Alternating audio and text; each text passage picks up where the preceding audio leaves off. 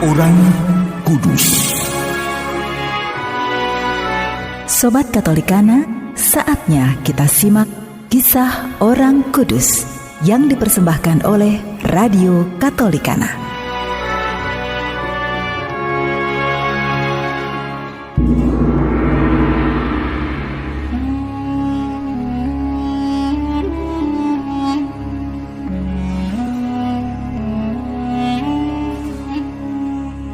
Saudara-saudari, hari ini kita akan mengikuti kisah Santo Benedictus Mor, seorang biarawan.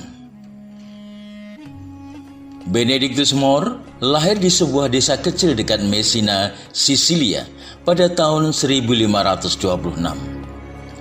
Ia adalah orang negro pertama yang digelari kudus oleh gereja. Benedictus Mor disebut juga Benedictus Hitam karena warna kulitnya yang hitam pekat. Ini bisa saja terjadi karena orang tuanya adalah budak belian asal Ethiopia yang bekerja pada seorang kaya di Sisilia.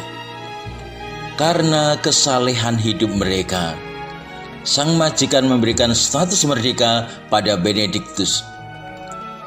Oleh orang tuanya, Benedictus mendapat pendidikan yang baik, terutama dalam hal-hal yang menyangkut penghayatan iman Kristen. Ia berkembang menjadi orang Kristen yang saleh.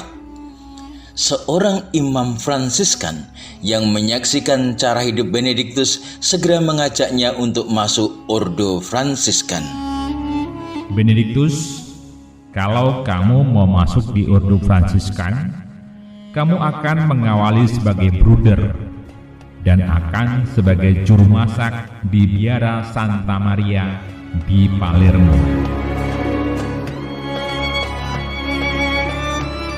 Benedictus menyambut baik tawaran tersebut, dan karena kesalehannya, ia pun naik ke jenjang pimpinan biara, kendati Benedictus Mor tidak bisa menulis dan membaca, alias buta huruf.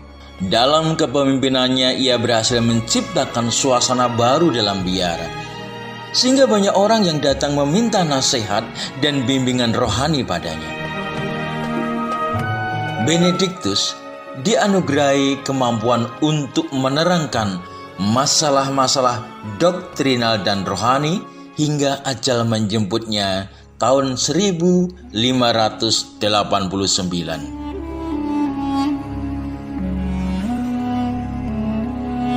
Beriman kepada kebangkitan Yesus dari mati berarti menghayati karyanya dalam hidup sehari-hari tanpa batas waktu dan tempat melalui rohnya. Jangan takut, pergi dan katakanlah kepada saudara-saudariku supaya mereka pergi ke Galilea, dan di sanalah mereka akan melihat aku. Demikian sabda Yesus yang telah bangkit dari mati.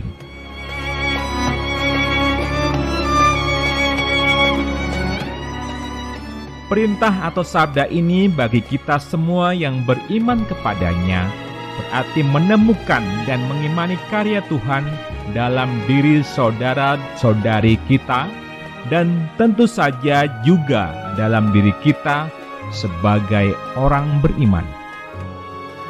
Maka marilah kita lihat dan akui kehendak baik saudara-saudari kita. Hendaknya kita juga tidak berbohong satu sama lain, karena sekali berbohong, pada umumnya orang akan terus berbohong dan kebohongannya semakin besar. Hendaknya kita jangan takut dengan jujur membagikan niat dan kehendak baik kita kepada saudara-saudari kita. Kehendak dan niat baik hendaknya jangan disimpan dalam hati saja.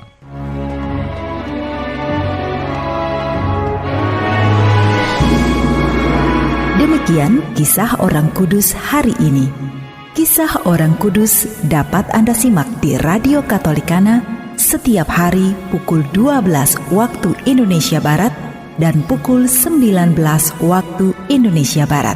Sampai jumpa di kisah orang kudus selanjutnya.